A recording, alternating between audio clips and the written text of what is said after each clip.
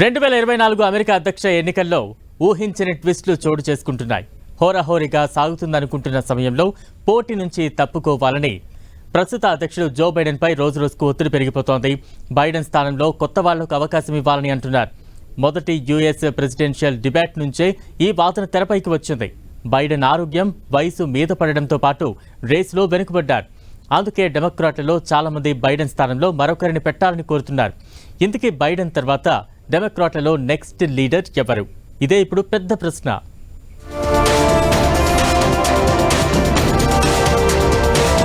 America అధ్యక్ష ఎన్నికల్లో democratic పార్టీని నడిపించే నాయకుడెవరు? అధ్యక్ష రేసులో నిలిచే లీడర్ ఎవరు? ఇదే ఇప్పుడు రాజకీయ వర్గాల్లో జోరుగా సాగుతున్న చర్చ. అమెరికా ప్రెసిడెంట్ బైడెన్ అనారోగ్యం, ఆయన అభ్యర్థిత్వంపై డెమోక్రాట్ల నుంచి వస్తున్న తీవ్ర వ్యతిరేకత కారణంగా బైడెన్ పనైపోయిందనే ప్రచారం ఊపందుకుంది. దీంతో నెక్స్ట్ డెమోక్రటిక్ పార్టీ నుంచి రేసులో ఎవరుంటారన్న దానిపై రకరకాల చర్చలు జరుగుతున్నాయి.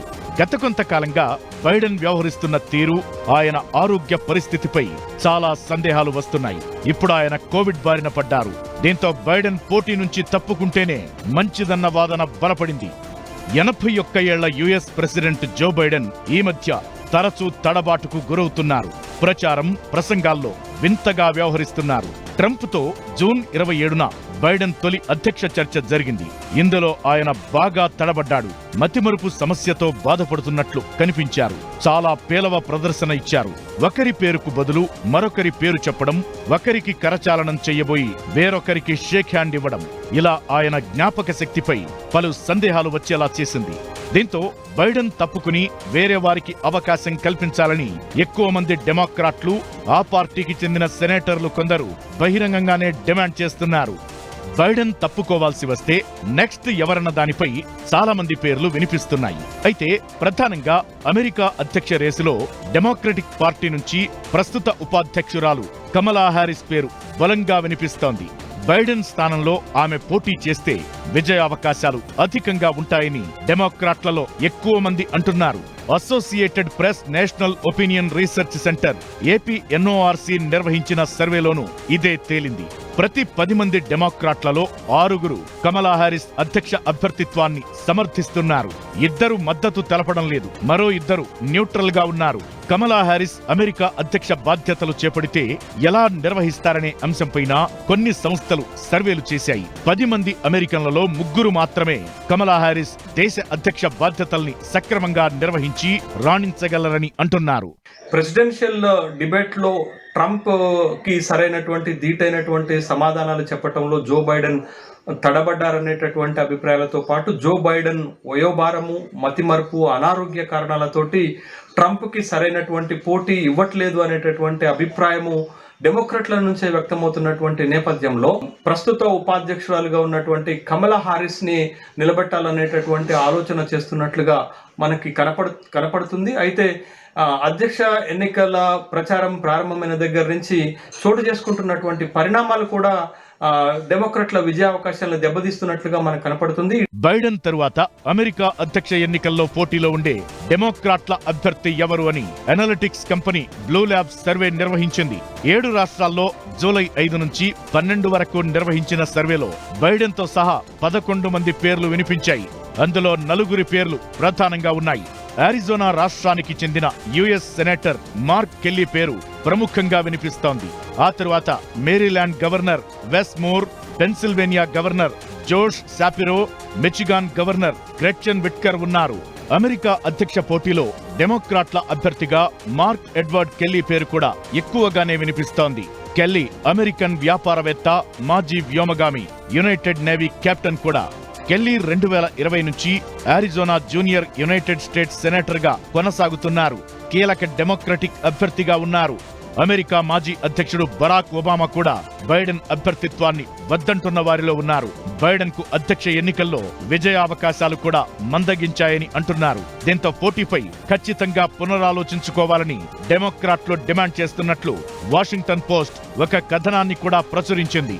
డెమోక్రటిక్ పార్టీ సీనియర్ నేత, మాజీ స్పీకర్ నాన్సీ పెలోసి కూడా బైడెన్ పై నేరుగానే అసంతృప్తి వ్యక్తం చేశారు. ఓ పక్క ట్రంప్ వరుసగా ప్రచారాల్లో దూకుడు పెంచుతుంటే బైడెన్ మాత్రం రోజు రోజుకి డల్ అయిపోతున్నారని వాషింగ్టన్ పోస్ట్, న్యూయార్క్ టైమ్స్ లాంటి పత్రికల్లో కథనాలు కూడా వచ్చాయి.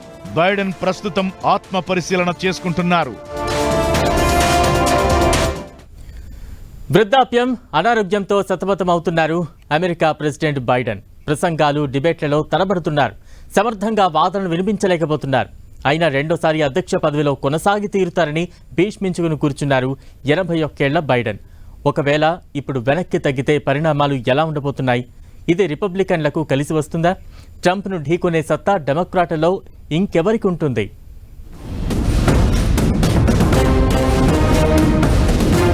రిపబ్లికన్ పార్టీ అభ్యర్థి ట్రంప్తో కొన్నాళ్ల కింద జరిగిన డిబేట్లో బైడెన్ తేలిపోయాక చాలా మంది డెమోక్రాట్లు, సీనియర్ నేతలు ఆయన తప్పుకోవాలని డిమాండ్ చేయడం మొదలుపెట్టారు.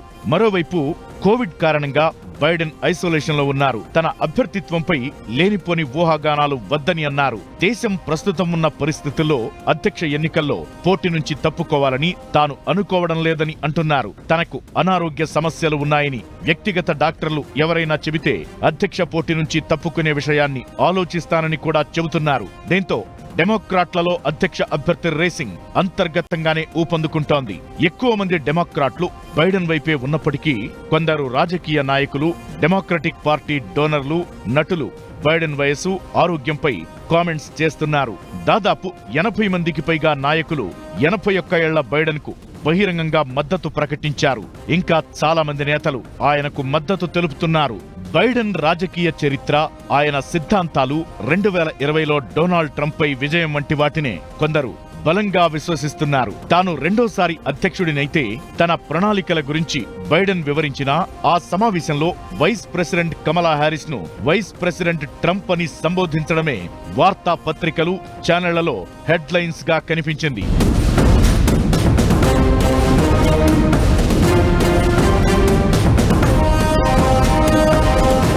ట్రంప్, బైడెన్ మధ్య హోరాహోరీ పోరు ఉన్నట్లు the Washington post, ABC, Ipsos చెబుతున్నా ఇవి వీరిద్దరి చర్చకు ముందు పరిస్థితులని, ఇప్పుడు కాదనేది పరిశీలకుల వాదన.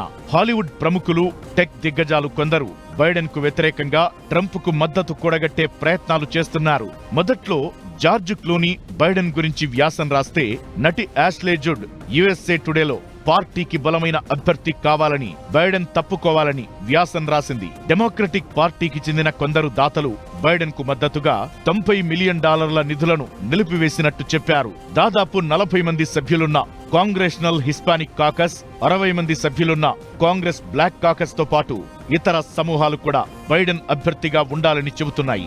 బైడెన్ అధ్యక్ష రేసు నుంచి తప్పుకోవాలన్న వాదనలు పెరుగుతున్నా ఓటర్ల మద్దతు భారీగా కోల్పోలేదని ఇటీవల నిర్వహించిన ఒక సర్వే సూచించినట్లు తెలుస్తోంది. ఎన్నికల్లో మిచిగాన్, పెన్సిల్వేనియా, విస్కాన్సిన్లలో 50,000 కంటే తక్కువ ఓట్ల తేడాతోనే గెలుపోటములు నిర్ణయమవుతాయి.